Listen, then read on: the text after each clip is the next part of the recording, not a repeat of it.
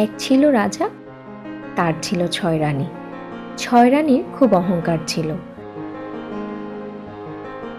রাজার ৬ রানী রাজাকে নিয়ে টানাটানি করত, কিন্তু রাজা কারো কাছে যেত না। রাজার কোনো ছেলে মেয়েও ছিল না। এত বড় রাজ্য কে ভোগ করবে? রাজার মনে তাই দুঃখ ছিল।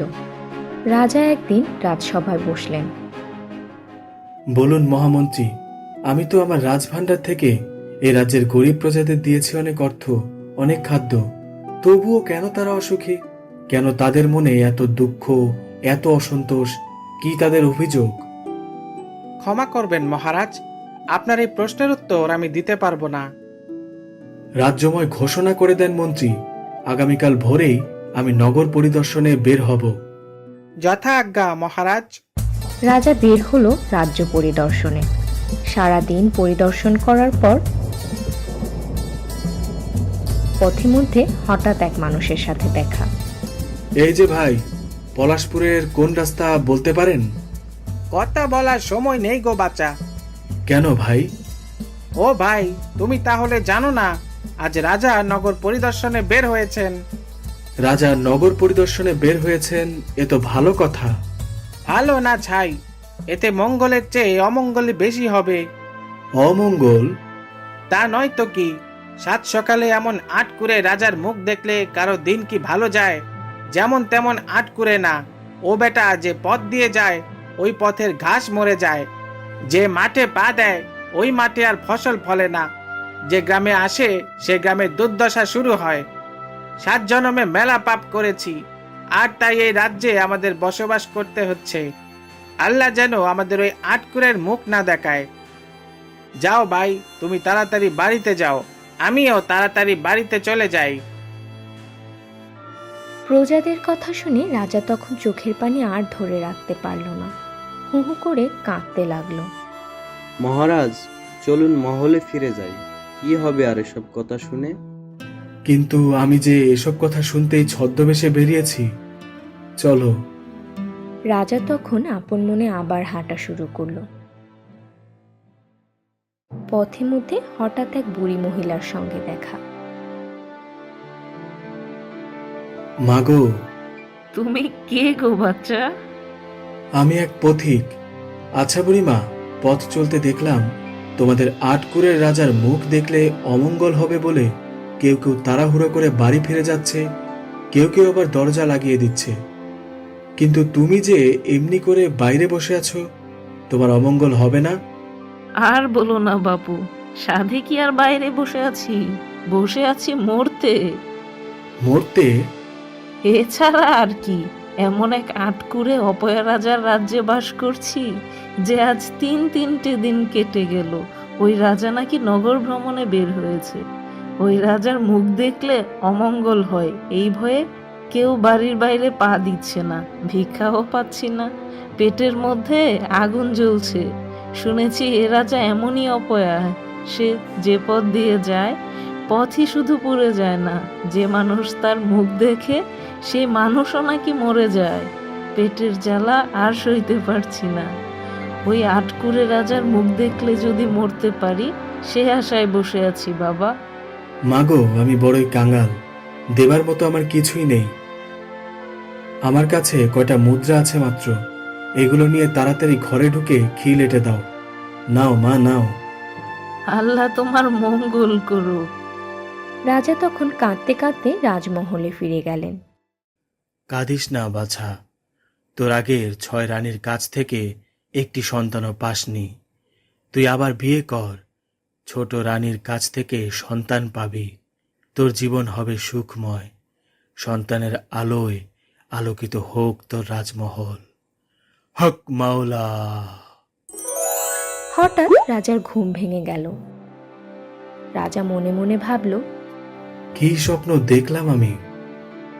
ভাবছিলাম জীবনে বিয়ে করব না আর, কিন্তু দরবেশ বাবা এ কি বলে গেল? রাজা আবার রাজ্য পরিদর্শনে বের হলেন 7ম রানীর খোঁজে। হাঁটতে হাঁটতে পথে মধ্যে হঠাৎ এক মেয়েকে চোখে পড়ে গেল। সেই মেয়েকে রাজার খুব ভালো লেগে যায়। অনেক খোঁজ খবর নেওয়ার পর জানা গেল ওই মেয়ে এক গরিব কাঠুরিয়ার। ওই গরিব কাঠুরিয়ার ঘরে রাজা বিয়ের প্রস্তাব পাঠালো। কাঠুরিয়া শুনে অবাক হয়ে গেল, খুব খুশি হয়ে রাজি হয়ে গেল। রাজা তখন ওই গরিব কাঠুরিয়ার মেয়েকে বিয়ে করে রাজমহলে নিয়ে আসলেন সপ্তম রানী করে।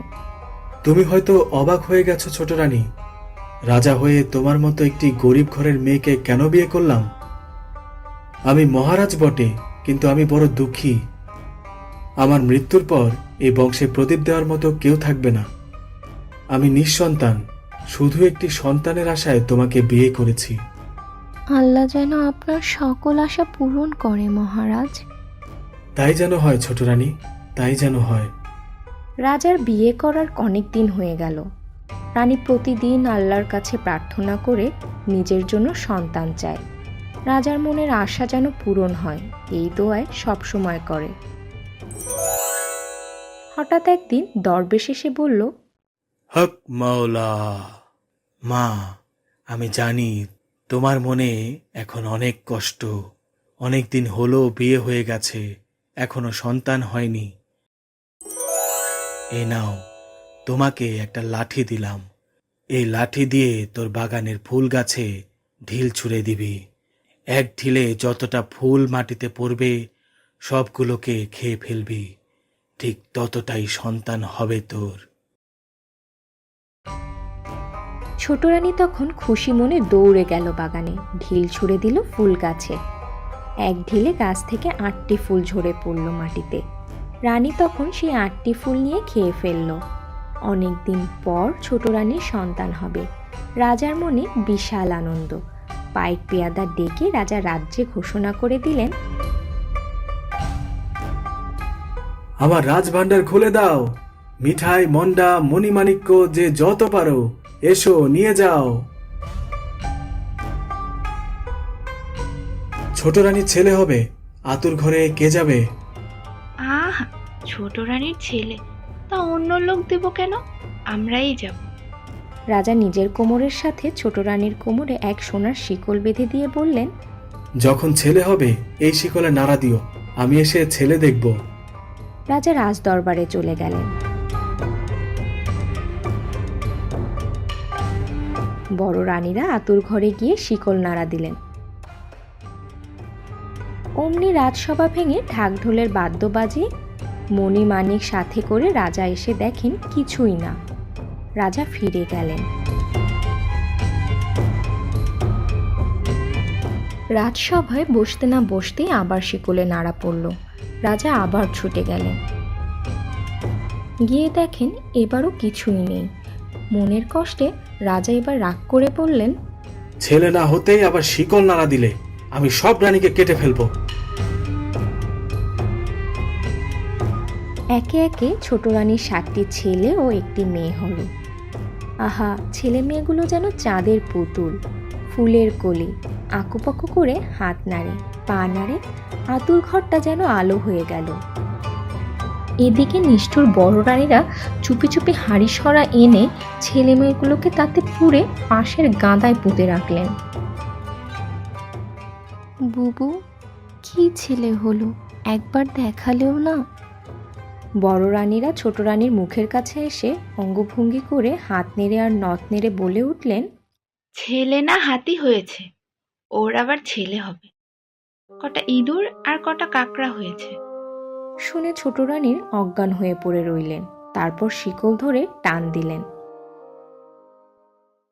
রাজা আবার ঢাক ঢোলের বাদ্য বাজিয়ে মণিমাণিক সাথে নিয়ে ছুটে এলেন। বড় রানীরা হাত মুছে মুখ মুছে তাড়াতাড়ি করে কতগুলো ব্যাঙের ছানা, ইঁদুরের ছানা এনে দেখালেন। দেখে রাজা রাগ হয়ে ছোট রানীকে রাজপুরী থেকে বের করে দিলেন। বড় রানীদের মুখে আর হাসি ধরে না, পায়ের মলের বাজনা যেন আর থামে না। সুখের কাঁটা দূর হলো। বড় রানীরা মনের সুখে আনন্দ করতে লাগলেন। ছোট রানী ঘুঁটো করে নিয়ে গ্রাসী হয়ে পথে পথে ঘুরতে লাগলেন। এমন করে দিন যায়। রাজার মনে সুখ নেই, রাজার রাজ্যে সুখ নেই। রাজপুরী খাঁ খাঁ করে, রাজার বাগানে ফল ফোটে না। মহারাজ, ঘর সাজানোর জন্য তো ফুল পাই না, তবে আজ পাশগাদার উপরে 7 চাপার পারুল ফুল ফুটে আছে। তবে সেই ফুল আনো, ঘর সাজাবো। মালি ফুল আনতে গেল। মালিকে দেখে পারুল গাছের পারুল ফুল চাপা ফুলকে ডেকে বলল, 7 ভাই চম্পা জাগরে। অমনি 7 চাপা নড়ে উঠে সাড়া দিল। কেন বোন পারুল ডাকরে? রাজার মালি এসেছেন, ফুল দেবে কি দেবে না? 7 চাপা তুরতুর করে উপরে উঠে গিয়ে ঘাড় নেড়ে বলতে লাগলো, না দিব ফুল, উঠবো শতেক দূর, আগে আসুক রাজা তবেই দিব ফুল। দেখে শুনে মালি অবাক হয়ে গেল। ফুলের সাজি ফেলে দৌড় দিয়ে রাজার কাছে গিয়ে খবর দিল। আশ্চর্য হয়ে রাজা এবং রাজসভার সকলে সেখানে আসলেন।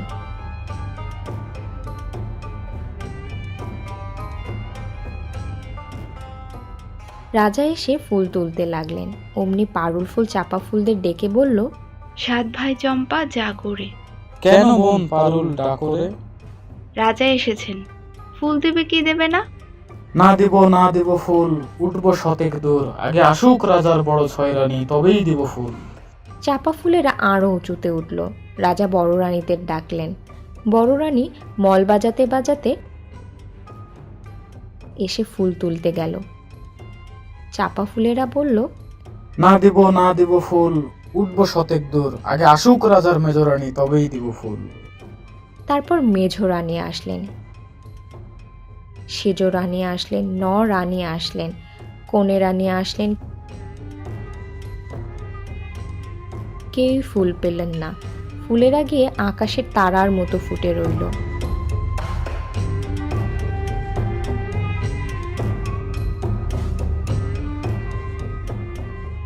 না দিব ফুল, উঠবো শতেক দূর, যদি আসে রাজার ঘটে কুড়ানি দাসী তবেই দিব ফুল।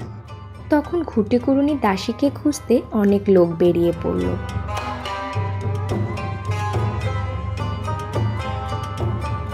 রাজা চৌদোলা পাঠিয়ে দিলেন। পাইক পেয়াদারা চৌদোলা নিয়ে মাঠে গিয়ে খুঁজে পেল।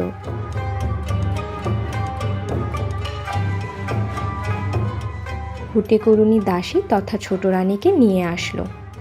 ছোট রানী হাতে পায়ে গোবর, পরনে ছেঁড়া কাপড়, তাই নিয়েও তিনি ফুল তুলতে গেলেন।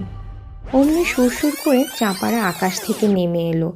পারুল ফুলটি গিয়ে তাদের সঙ্গে মিশল। ফুলের মধ্যে হতে সুন্দর সুন্দর চাঁদের মতো 7 রাজপুত্র ও আর এক রাজকন্যা মা বলে ডেকে উঠল। এমন দৃশ্য দেখে সকলে অবাক। রাজার চোখ দিয়ে ঝরঝর করে জল গড়িয়ে পড়ল। বড় রানীরা ভয়ে কাঁপতে লাগলো। রাজা তখনই বড় রানীদের রাজদরবার থেকে বের করে দিলেন। 7 রাজপুত্র, 1 রাজকন্যা আর ছোট রানীকে নিয়ে রাজা রাজপুরীতে চলে গেলেন। রাজপুরীতে আনন্দের বাজনা বেজে উঠল। রাজার মন্ত্রীরাও ডুগডুগি বাজাতে লাগলেন।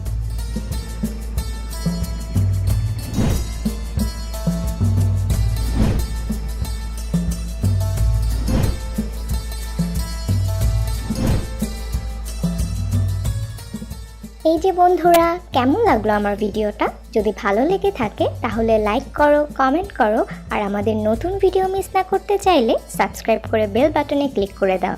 ভালো থেকো বন্ধুরা, আবার দেখা হবে আমাদের পরের ভিডিওতে।